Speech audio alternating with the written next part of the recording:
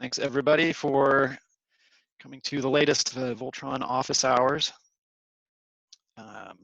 Slight change in the agenda from what I sent out yesterday. The developer who was going to talk about the Raspberry Pi benchmarking had a personal emergency come up, so he won't be able to present. So we'll keep that for a couple weeks from now at the next one.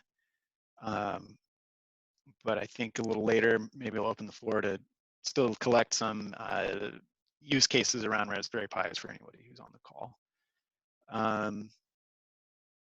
So maybe in the meantime, Shweta, do you want to give an overview of release candidate 8? Sure. This is Shweta here. So we have planned for an VOLTTRON 8 release candidate release on hopefully on October 31st. And the feature that we are planning to include in there is firstly the long awaited recipes. They've been tested and also used in our campus deployment. So that'll definitely be part of this release candidate. Documentation is being updated and made up to date continuously. The other thing that we are planning to include, a few other things that we are planning to include are the simulation framework, which will include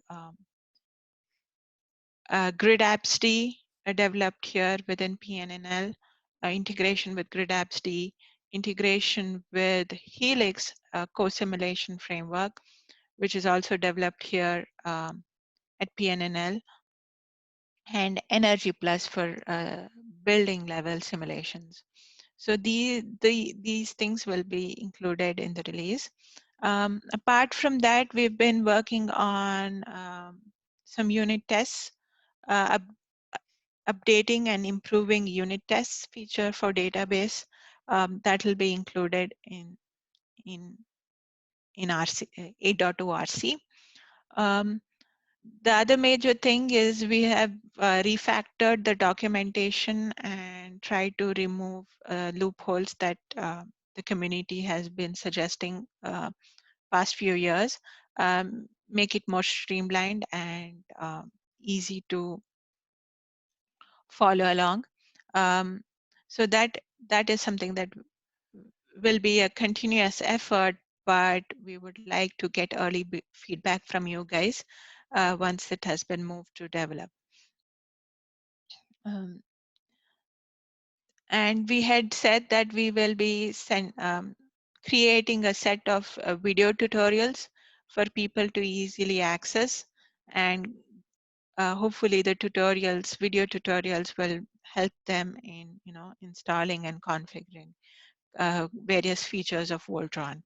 The first in the series will be part of the release candidate, and it will involve setting up historians, or a tutorial that will show you guys how to set up tutorials. Historians. As and when the rest of the video tutorials are completed, they will be added to the series. And again, we would like feedback from you guys to improve the tutorials and make it useful to the community. Yeah, and if you have topics that you'd like to see prioritized for next videos, please let us know that as well. Or if you've produced any of your own, that would also be excellent. Yep. And there will be a small new feature added in, which is part of the VOLTTRON control tool that we have, which will list out all the RPCs or remote procedure calls that are available or that are exposed by the agents and how to use them. that will be part of the RC release. And what is upcoming is that dynamically we can add capabilities to the RPCs um, through the VOLTTRON control utility. And that is an upcoming feature that is still in design phase, but it's another cool feature that will be part of VOLTTRON soon. Yeah. Okay. As of now, this is what is planned. Next week, we'll have a better list of things that are making into the release candidate. All right, thanks. And with 7.0 being such a major revision from Python 2 to 3, that stayed release candidate for a while. 8, we don't anticipate being a release candidate for as long as that. So thanks. Yeah, please let us know of any topics, anything that's confusing about setting up the platform, or any use cases that you'd really like to see explored in a video tutorial. That'll help us focus things better. And then likewise with the documentation, as Shweta said, there's been a lot of work on reorganizing that. So please let us know. All right. Another topic that we wanted to bring up is something that won't be in 8, but will be in the next version of the platform, and something we're hoping to get input from the community on, is a need for a simulation-only version of the platform. So this is something that has come up repeatedly lately, where people are using VOLTTRON as part of a simulation to test their agents, to run through different scenarios, and with the goal of using that application in a deployment eventually. But the platform wasn't originally designed to fit that need, and so that's kind of a mismatch there. So the goal with a task for this year is to build a version that kind of cuts away all the things you don't need if you're only going to be running in simulation mode. So there's no need for security. There's no need for some of the monitoring we're doing. If you're only running in security or in simulation mode, then there's a much smaller set of functionality that you actually need. But with the goal being that if you develop an agent and run it in simulation mode, it shouldn't be, ideally there would be no work to move it, but there should be little work to take it from running in simulation mode and put it in a deployable VOLTTRON install. So we've got some researchers here that are trying to run 300 instances of VOLTTRON, or 300 agents in VOLTTRON at the same time, just for some simulation experiments. And with all the security layers and everything on that, it's quite resource intensive. So this would also allow you to run things much faster than real time. And so, yeah, thought we would mention that. Shweta is leading the development of that. So anybody on the call who has any input to that topic? Or Shweta, anything more you want to say on that? Yes. So the experiment that they are conducting would involve a power system simulation environment with connectivity to different aggregators, and aggregators connected to different houses, and so on. So this is first they will run it as an experiment, and then that will be deployed in the future. But the requirement there was these houses are represented by individual agents, and they're trying to have large-scale simulation with hundreds of houses and connected to an aggregator node, and having a distribution system developed in GridLabD, which is developed here at PNNL as well. So all of this is integrated, and they have a large-scale experiment in plan, which will then move to actual deployment. Now, for this, they want hundreds of agents, and each agent is a separate process. And in the simulation, you don't need this added security layer that VOLTTRON provides. And these agents are typically doing the same kind of work. These hundreds of agents are typically doing same kind of work. So they're in the simulation environment, we don't actually need these agents to run as separate processes. So we are trying to come up with a design where we don't need them as need to create separate processes for each agent, and the agents are doing RPC calls to each other. So we are planning to bypass the actual RPC method with a different feature, and this is still under discussion. And trying to gather requirements from the researchers out here. If you guys are also planning to do these large-scale simulations, it would be good to get your input as well as we try to design this simulation-only VOLTTRON. Yeah, thanks. And likewise, if anyone anticipates instances where they're running hundreds of agents in the platform at the same time, especially in deployment, that would be something else good to know. Because as Shweta said, the agents in this example are all really doing the same thing with slightly different configurations. So really, there's no reason to have 300 instances of the same agent. You could have maybe one instance that goes through a bunch of different configuration states and updates them based on information it's getting, or something like that. So yeah, if anybody else has similar use cases, please let us know. So we'll open the floor to see if anybody on the call has any input to any of that.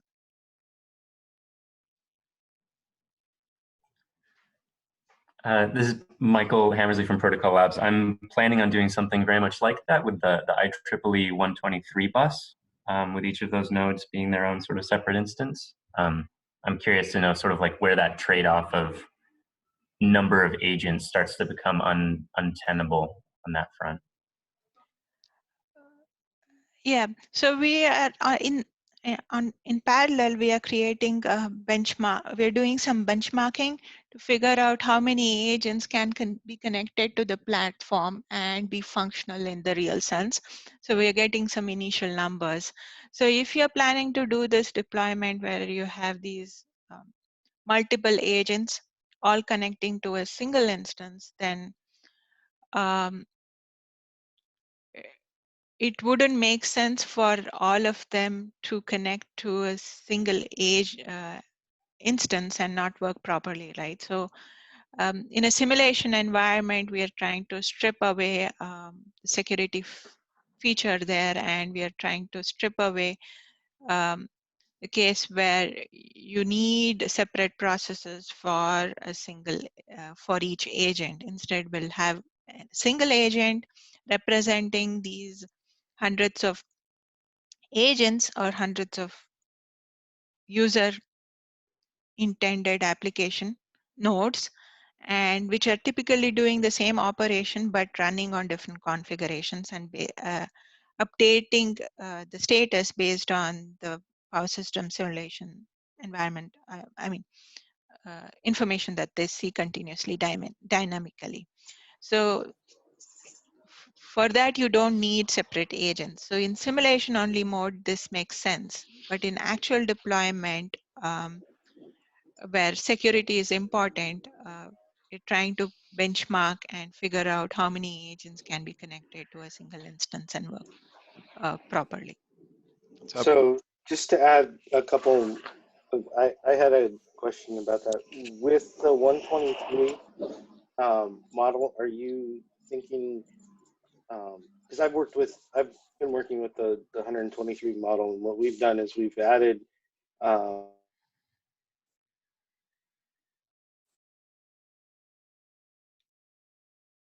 Craig, are you still talking?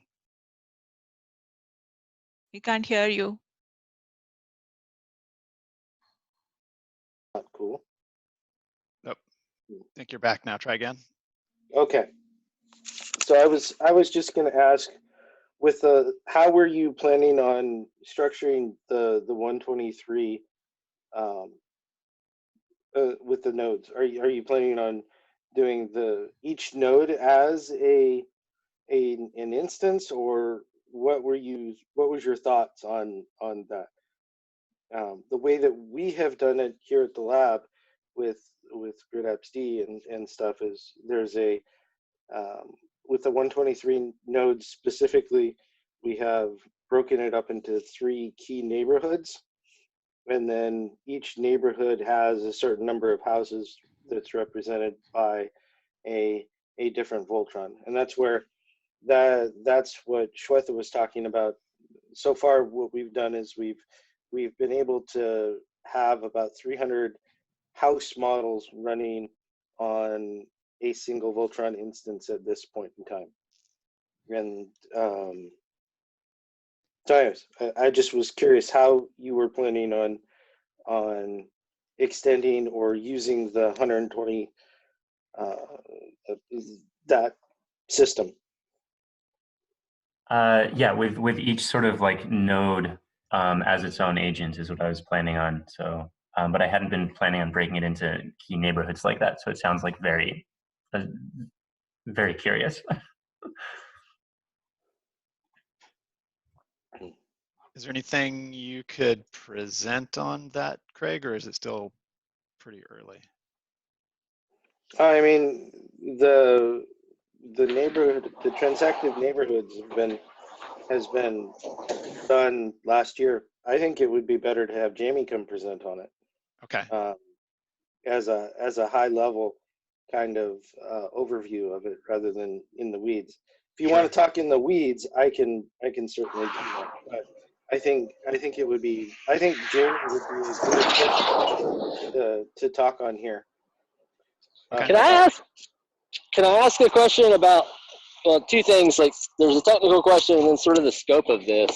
So, like, if you're doing simulation, what is the value? I mean, is the value of VOLTTRON here just that you could implement something and then with minor changes implement it in the real world? Is that the goal here? Yes. Yeah, that's the value. If the how do you transition. what's the plan? What's the architecture that's going to overcome the resource constraints when you go to deploy in the real world? So in the real world, that is a question that we asked Jamie. He said in the real world, it would be one agent connected to one platform instead of 300, so have 300 agents distributed compute. Yes. Yeah. Yeah. So instead of having 300 agents connected to a single aggregator node, which is representing a neighborhood, they would have an agent, a single house agent connected to a house instance. But if you're experiencing resource constraints, getting it to work on the same platform, how is that going to work when you add latencies and communication issues between hundreds of platforms?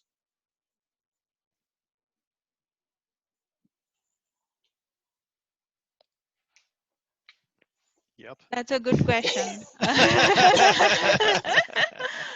is actually one of the questions I've thought about, but I don't have an answer yet either. The other follow-up I would have is, like, so if we just kind of abstract away this particular use case and think about, you know, I mean, I'm not sure what. To answer that question, we are doing this benchmarking where we have hundreds of listeners, a single listener and hundreds of, a single master driver publishing a lot of messages to that single listener. So that gives us the resource constraint with the simulation was having lots of processes spun up and are trying to connect to a single platform. Whereas here, you have a single process connected to a single platform, but sending data to a different platform. So that's That's just message bus communication, right? Right, But but how much? Another difference is that in the real world, having a lot of connections to the aggregator is not the issue. It's the processes that are running on the aggregator that is the issue. Yeah. So if we don't have the processes, but we still have a connection from an external process, we believe that there is a difference in that architecture versus the all on one box kind of architecture. but at some point So- you're going to need to have a hierarchy of aggregation. For sure. But the connections don't, but all of those things aren't going to be running on the same box. So the connections on from the external up to the aggregators, I don't think is as big of a worry as having them all on the same Yeah, piece of I hardware. agree. Andrew, what are you going to say? Sorry, I just choked on a swig of lemonade. The other question I have is like how deep does this rabbit hole go? Because this seems like something. It just sounds like it could be pretty extensive amount of work if the goal is to provide a simulation environment like for VOLTTRON in VOLTTRON. What's the like where are you going to have like process pooling? Because if you get rid of all those processes, now you've got global interpreter lock to worry about, like where Yeah. Well, so I think, right, we definitely need to, and that's why we're in the design phase. We want to make sure that we don't go down any rabbit holes.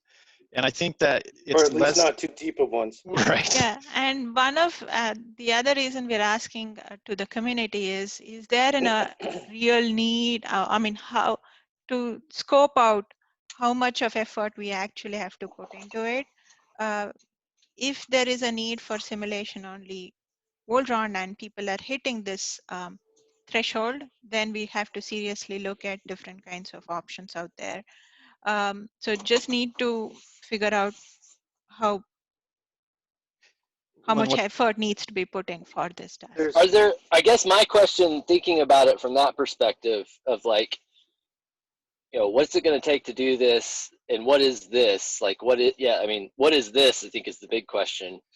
Like are there existing generic simulation frameworks? I mean, I know you already interface with GridLabs D, you already interface with Helix, but like are there other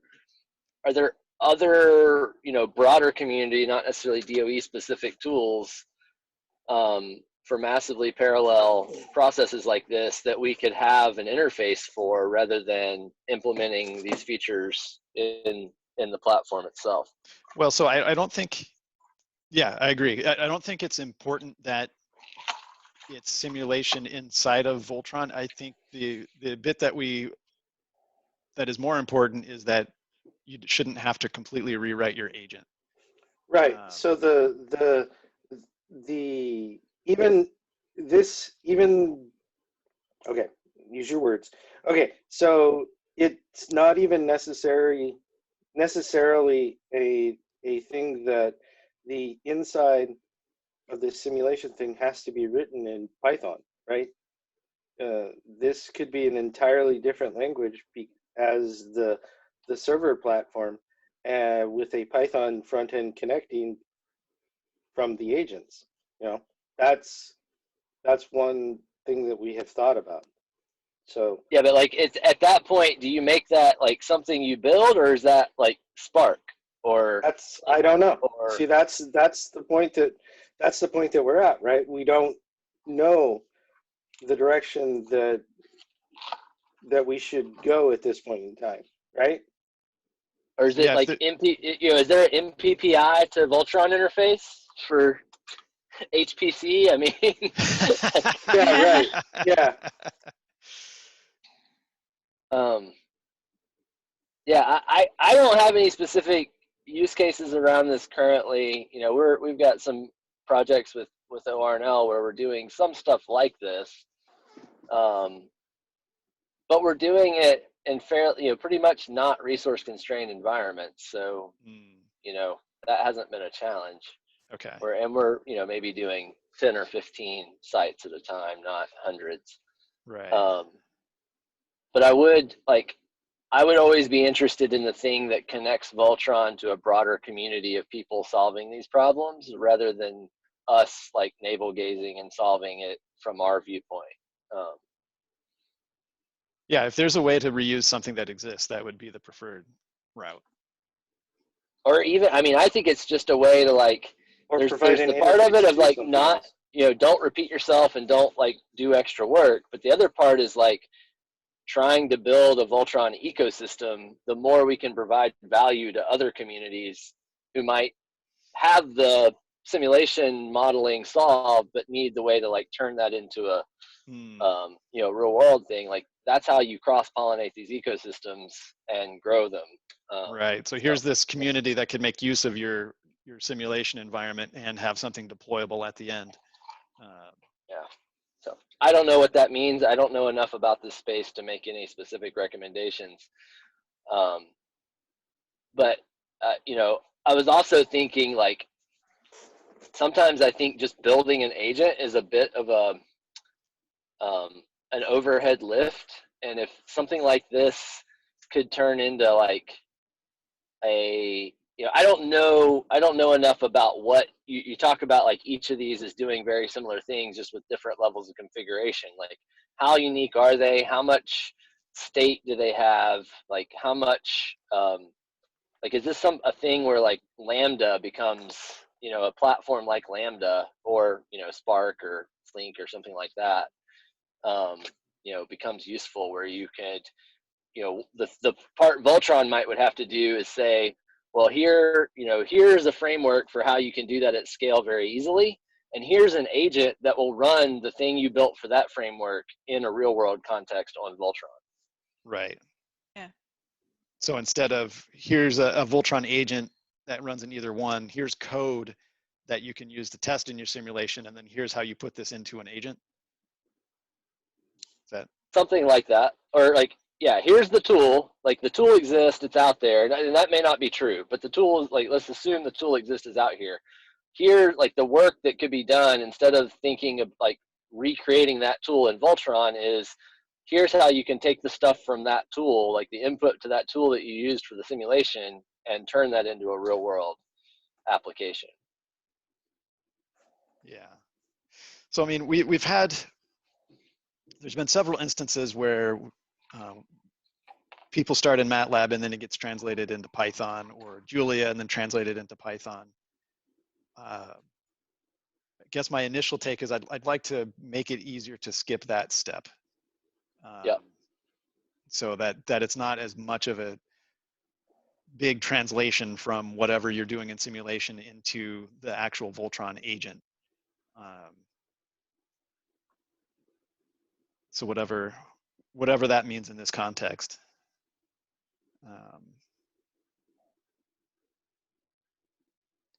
But yeah, I definitely think it's worth looking at what's out there and try to reuse as much as we can. And then, like you said, if there's a community we can engage with around that, that would be even better.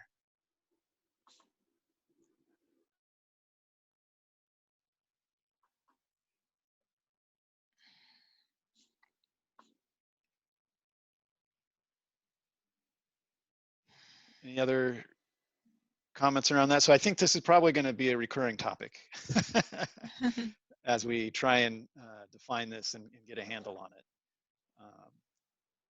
So there'll be more opportunities to discuss this, and if anybody has ideas on communities or systems to take a look at, we're all ears on that sort of thing. Yeah.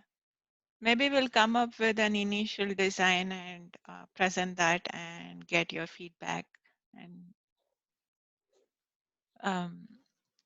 try to understand if it represents any of your use cases.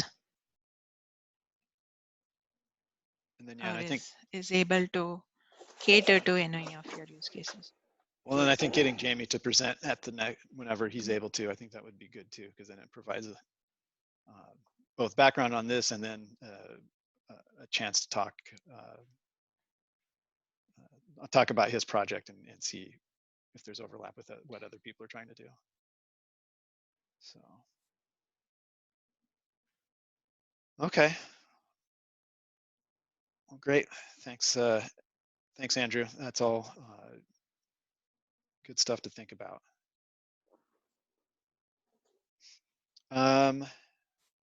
Any more on that topic?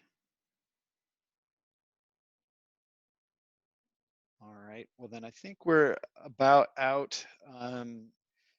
Just real quick, is anybody on the call using VOLTTRON on Raspberry Pis? Or thinking about using VOLTTRON on Raspberry Pis?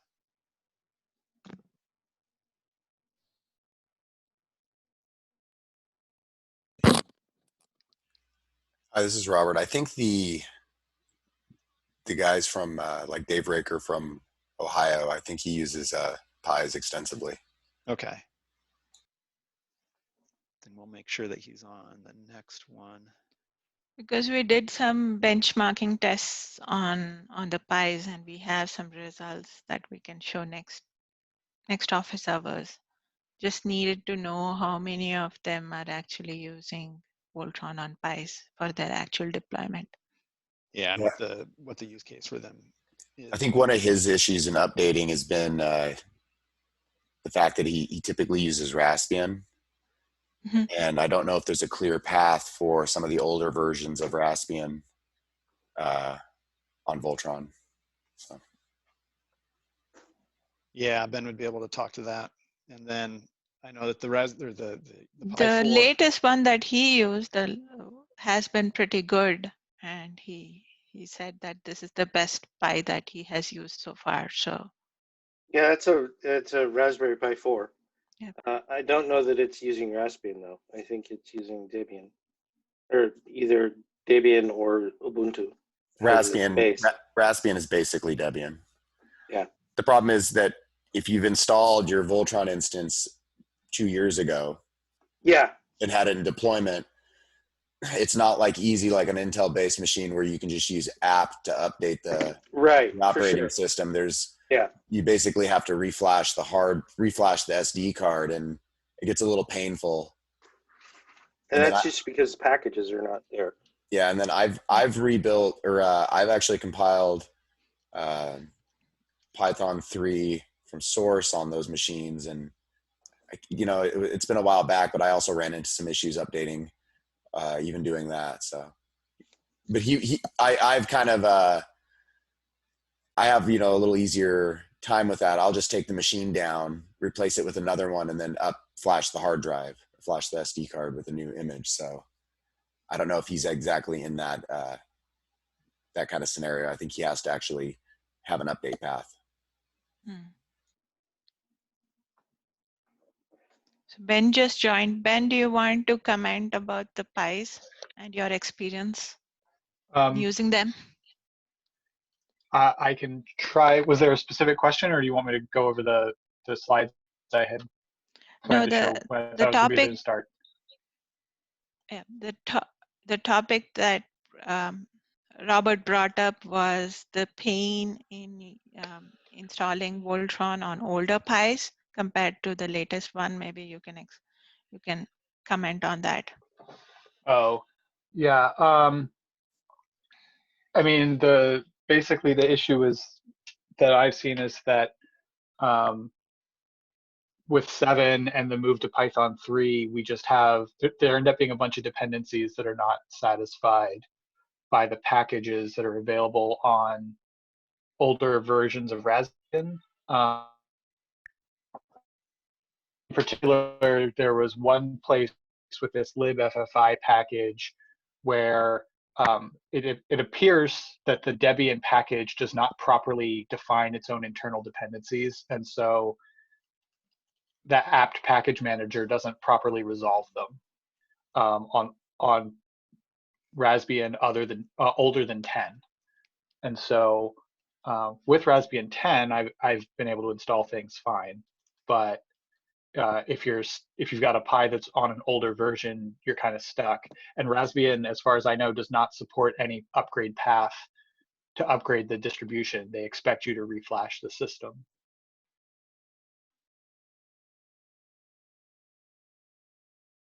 it's kind of a non-answer, but I think at least on the Raspbian side, they just like don't support that.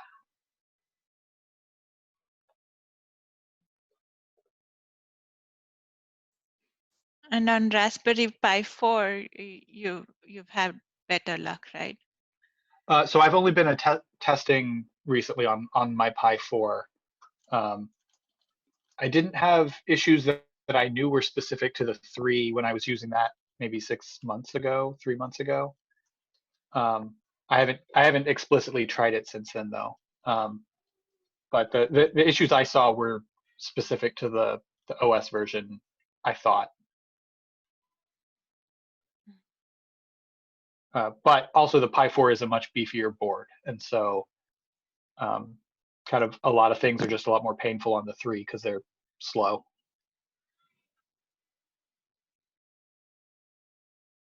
Well, since you're on, would you be able to present the results? Jerome, who was on the call, is definitely interested in hearing about them as he's thinking about working on putting VOLTTRON on a Pi. Sure. Let's see. Is that sharing?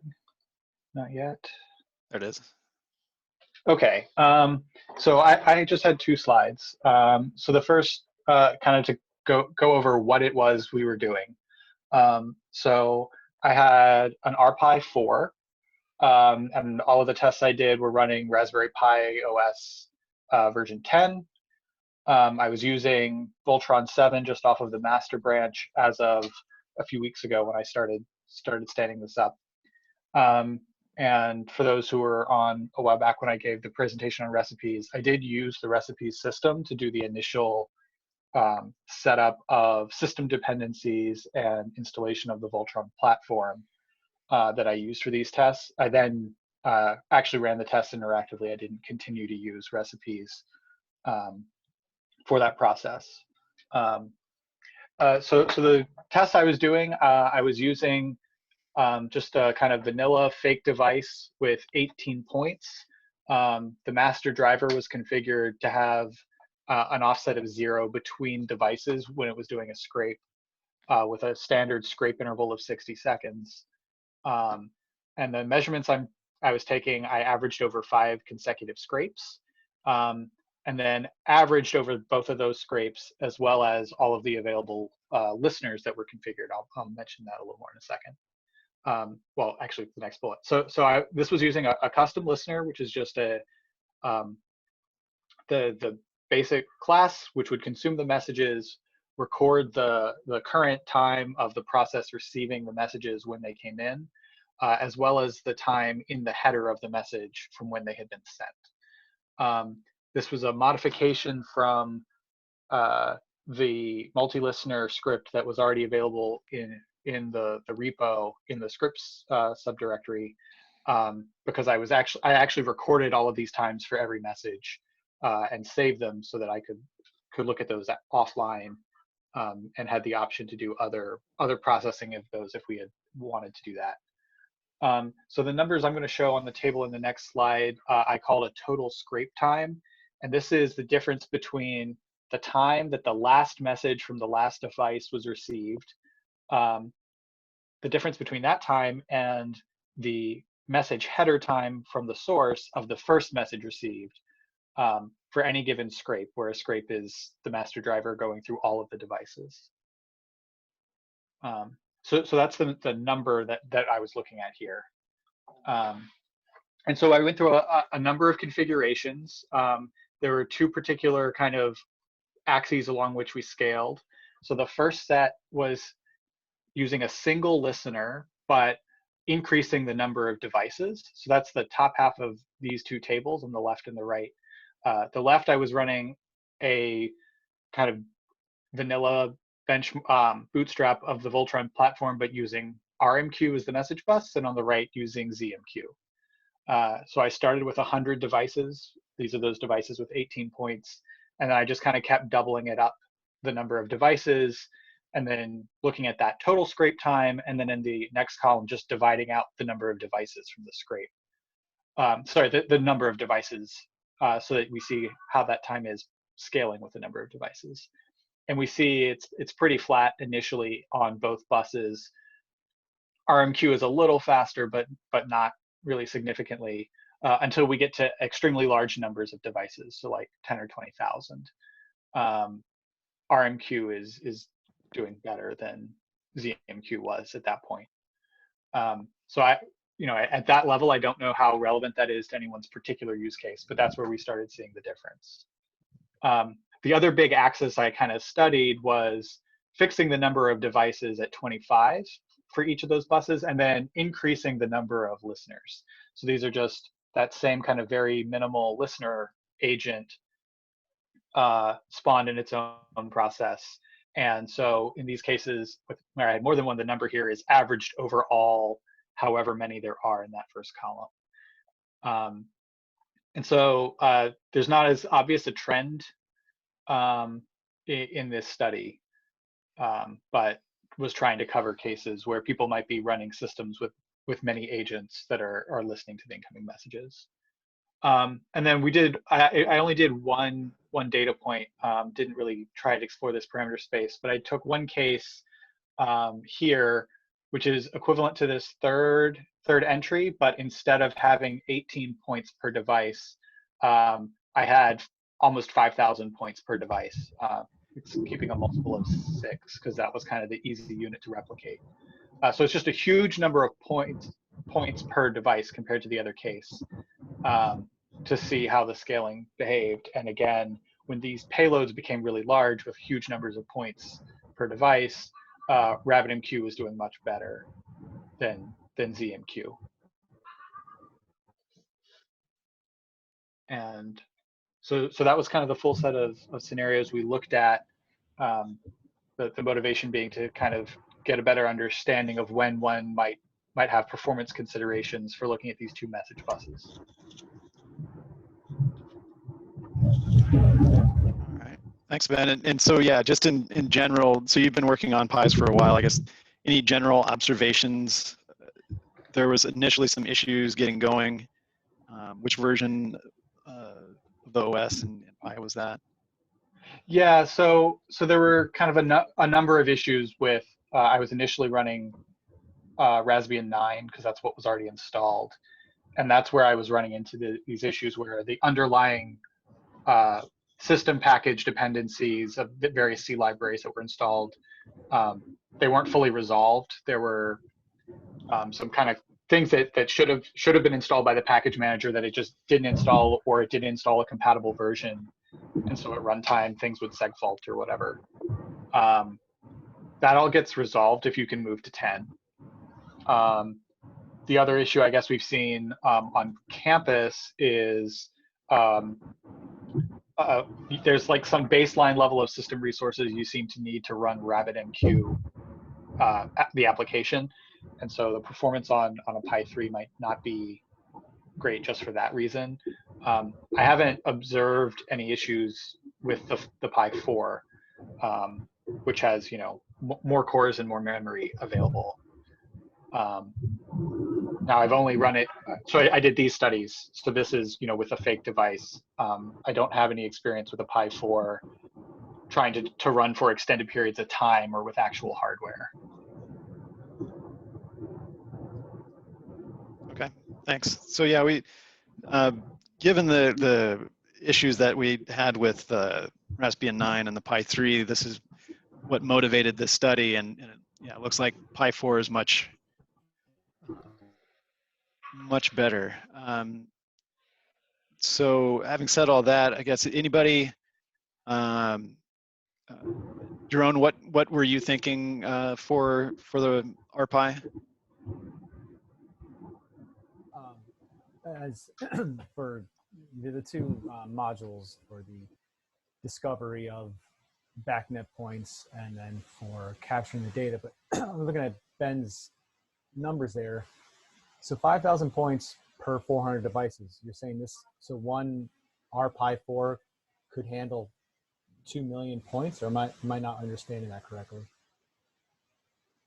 Yeah, I mean, it was handling it, but the handling was kind of a very vanilla case. So this, the point is just a point that spits a number out. There's no logic actually talking to any kind of hardware there. It's a fake device that just says 16 every time you ask it. And the agent consuming the message was just writing down what time it got 16. It wasn't doing any kind of logic on that point. It wasn't putting it in a database. It wasn't, doing any other control logic or anything.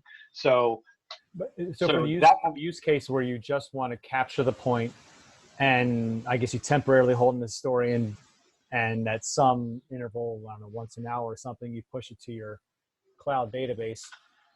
What would that limitation? I mean, are we talking 100,000 points per RPi for, or do you have some rough sense? Like if it had to do just capture it and send it to a database.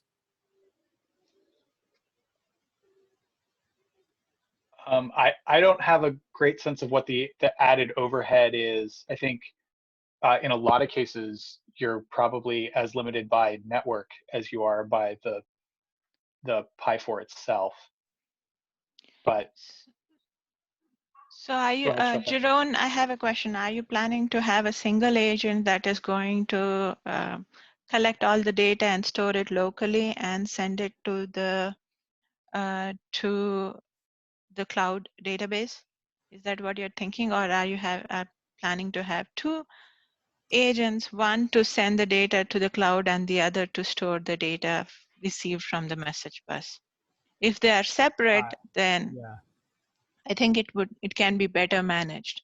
If it is a single agent, then the agent is very busy collecting all the data.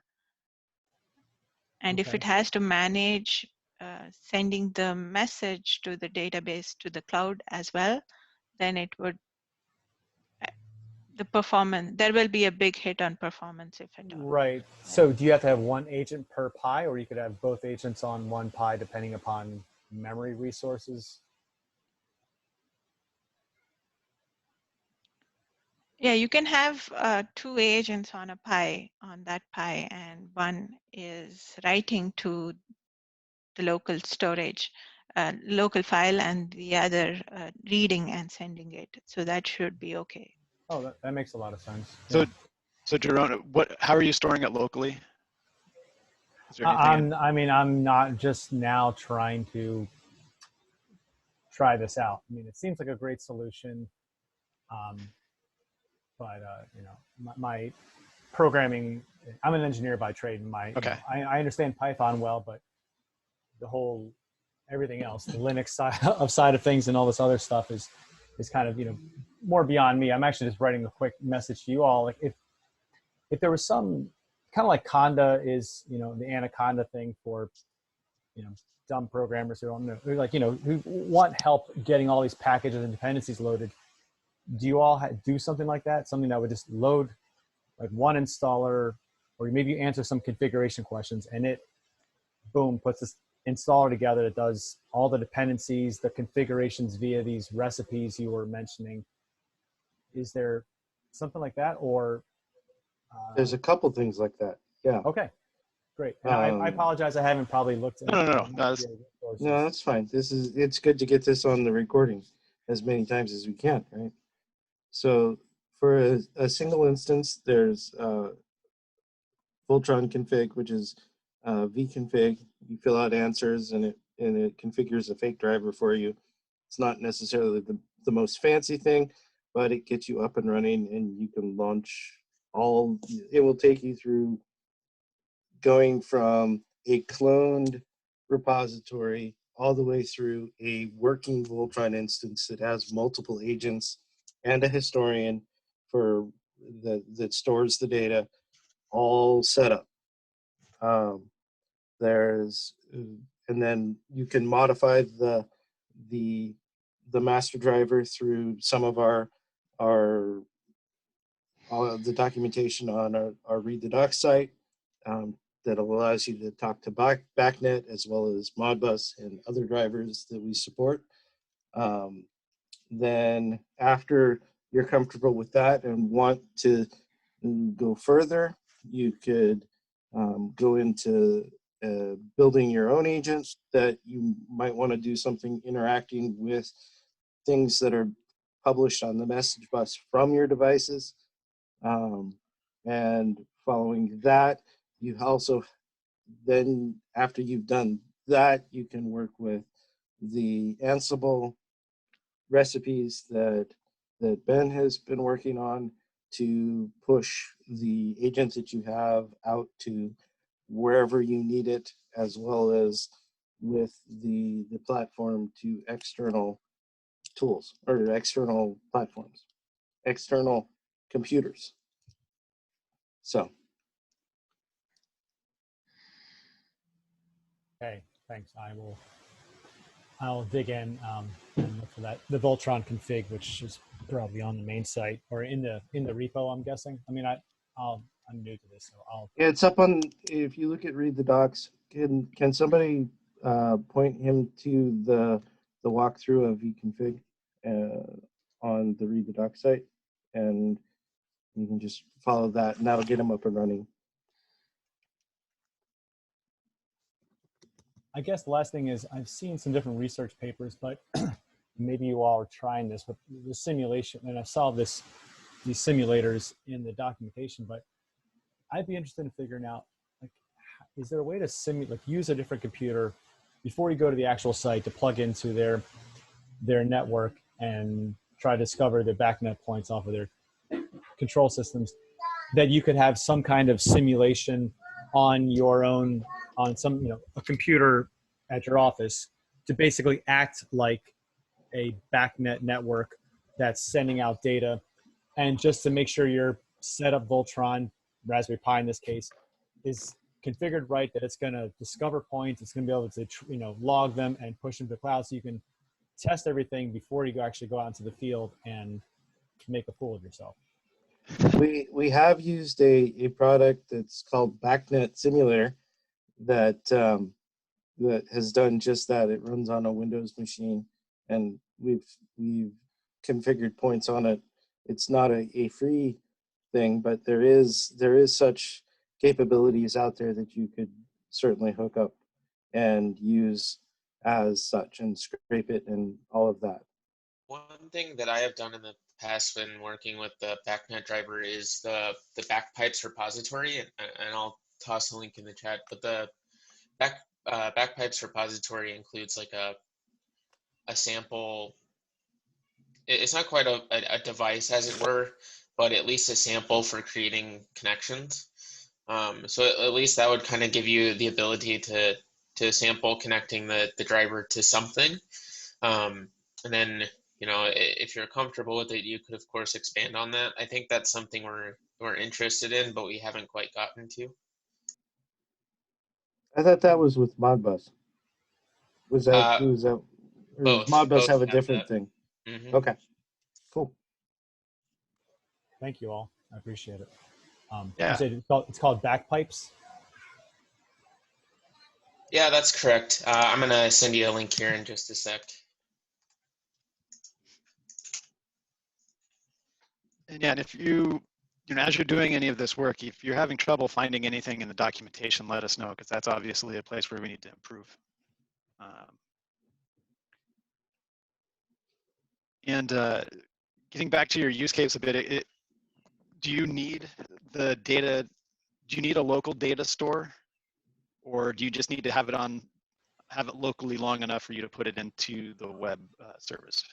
Just locally long enough from the web service. I mean, I really foresee, reading the documentation makes me think,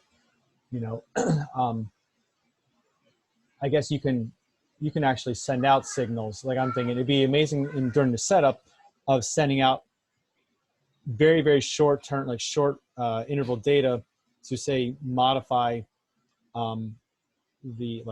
cause a perturbation in, say, the air handler, and understand downstream which of the zones that air handler is affecting, because it's changing its, whatever, some point at a high enough frequency that you can actually, potentially pick it up downstream, and in that way figure out which zones belong to which air handlers.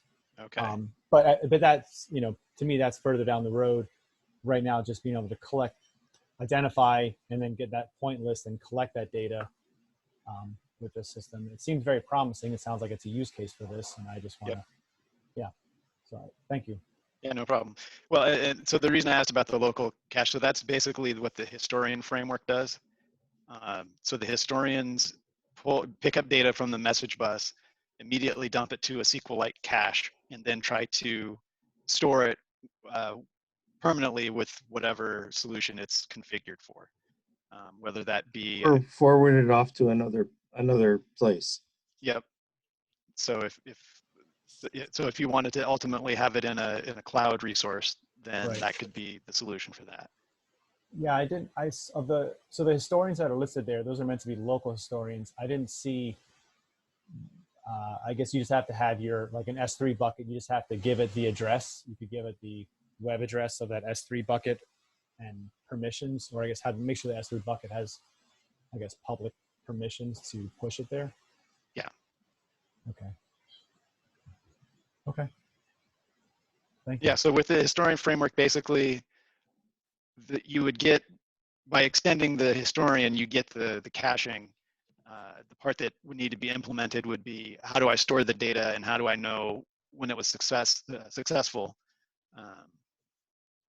so that I can clear it out of the cache, that sort of thing. Sorry, are you saying that's something that you have to figure out and configure, or that's is that already part of the caching's already built in? Caching's The already built. cache, yeah. But then but the communication with S3, that's something that would need to be built. Okay. So what you'll have to do is extend the historian framework that we have, which has the built-in cache, SQL cache, and then that custom cloud historian would have to pick the data from the cache and then send it to the S3 bucket. Or you could use Redshift. Yeah. Which is, we already have a historian for that, which is, since you mentioned S3, that's an Amazon resource, yes? So yes. I have no idea how S3 and Redshift work, but we have a Redshift historian already that I mean, it has been used. Yeah, okay, so there's one, and that's fine as long as you don't, I mean, the cost for that is every time you open and close it, but I guess you don't, I guess depending upon your local memory, like if you have a big enough SD card, sure, you could just push it once a day or once every hour or whatever you need, and to avoid leaving that open. Okay. So the numbers that Ben provided earlier, that is not been with the historian. So there might be a performance hit when you're trying to store to a database. So we haven't considered that. So with large payload, that agent is continuously collecting data from the message bus, and it has to also store into the database. However, on the campus, we are collecting minute data from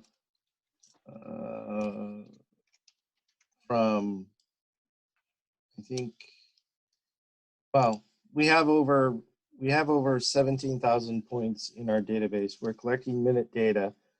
The historians are keeping up, and we're collecting right now about 8 or 9 million points a day. So those are some numbers, real deployment wise, that we have used. Not on a Pi though. Yeah. Not on a Pi. No, none of that is on a Pi, for sure. And that being said, do you all is there another, instead of $30 or $40 for a Pi, is there a $100 or $200, networked computer that would have resources? And basically just means use a NUC. A NUC? Use an Intel NUCs. Huh. Okay. And those you can kind of provision as needed. Kind of pick what parts you want in it. Okay, I really appreciate it. Thank you. Yeah, no problem.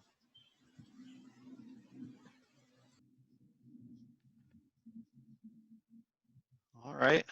But that's true, I guess, to add both hardware and software, right? Because the NUC is an normal x86 chip, and so you just put whatever kind of normal Linux on it you want. You don't have the constraints of the Raspberry Pi OS being kind of the only officially supported thing.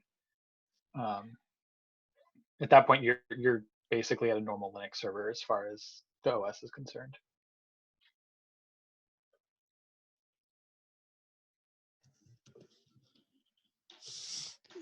All right.